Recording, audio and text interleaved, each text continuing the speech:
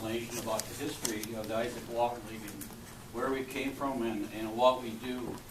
So I'll start with that, and then I'll work into the state and the local and what Hunter did with us. Founded in 1922 by 54 sportsmen in Chicago, who at that time declared it was time to call a halt to the destruction of waterways, wetlands, and forests.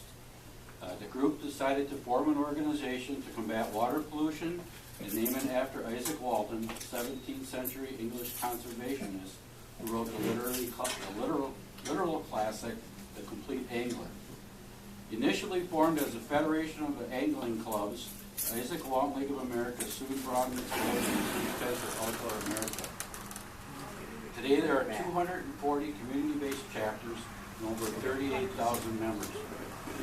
The league has been at the forefront of every major clean water bill in the United States, including federal water pollution controls of the 1940s and efforts today to restore the Clean Water Act to protect streams and wetlands. Other major conservation efforts and achievements for the Isaac Walton League have been the Upper Mississippi River National Wildlife and Fish Refuge, the Superior National Forest, and preservation and continued protection of the Boundary Waters Canoe and Wilderness Area. Also, efforts to develop the Everglades and Royal National Park were started by the Walton. The National Division continues its efforts today through education, scholarships, and grant programs to help chapters and members and students with outdoor education and environmentally based education. More than $125,000 a year in scholarships and grants are given away by National. The Wisconsin Division distributes more than $26,000 a year in grants and scholarships to chapters, members, and individuals with environmentally based programs. Anything from stream rehabilitation, boat docks, forestry, you name it, anything to do with the environment, you can get grants from the Isaac Walton League right now. Let's see. In Wisconsin, there are 7 active chapters and the state division. The state division is in place to help local chapters with compliance with federal tax rules and regulations, and also financially with yearly grants available for education and outdoor improvements. Statewide, there are 1,273 members right now. The Brown County chapter was formed in 1924 and is one of the oldest chapters in the nation. Today we have 225 members. Currently, the Brown County chapter maintains over 150 acres of land in Brown County and also helps maintain the Abbey Pond with the Norbertine brothers on Riverside Drive and Alloways. Hunter's projects were proposed in 2014 to take place on 2 of the Ike properties.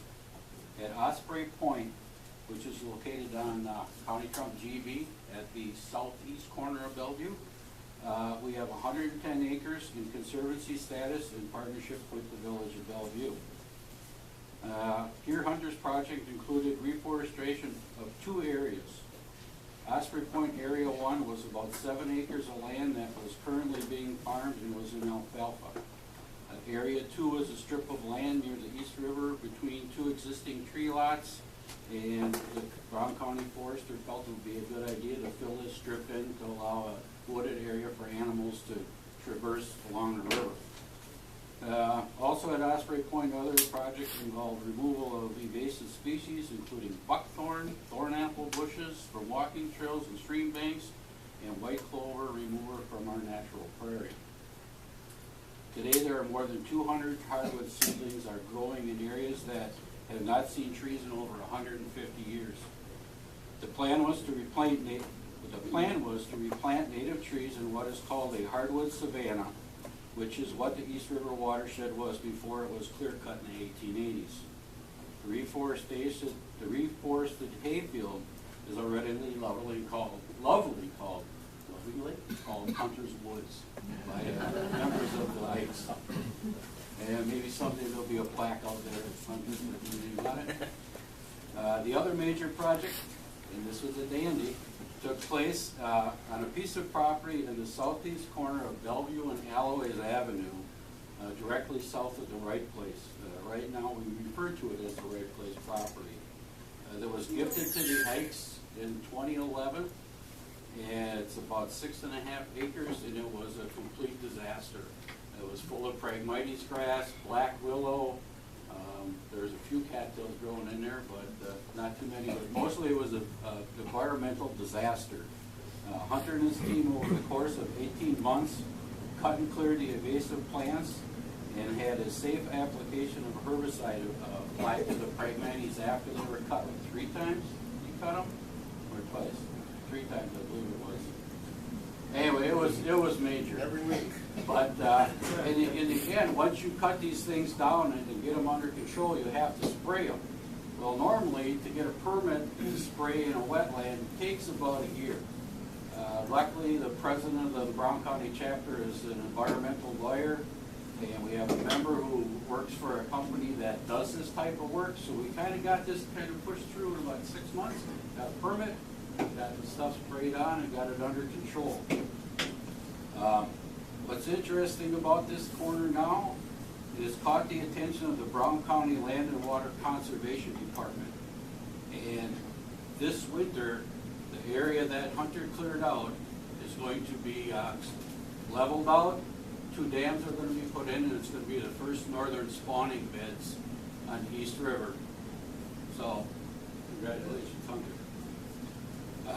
The dikes will be building viewing platforms on this corner. The right place is going to allow us people to park there, so you'll be able to go and watch the northern spawn. Hopefully not this spring, but by next spring, the grasses all be grown, and that corner will now become a real site. So we thank you for that. We talked about grants and things like that. When Hunter came to me, I knew Hunter through his mother, and we talked about ways to get money, and I said, well, I'm on the state division, let's go for a grant there, we can get up to $5,000. To get a $5,000 grant is about a 1 in 25 shot. For a non-member, or just a member, is less than that. And Hunter came in with the paperwork, and had all his T's crossed and I's dotted and a whole ball of wax, and managed to get the full $5,000, and Brown County came in with the other $1,500 to finish it off, and everything was taken care of financially by the Isaac Long. It's people like Hunter that we support, so that's what we're about. So thank you very much.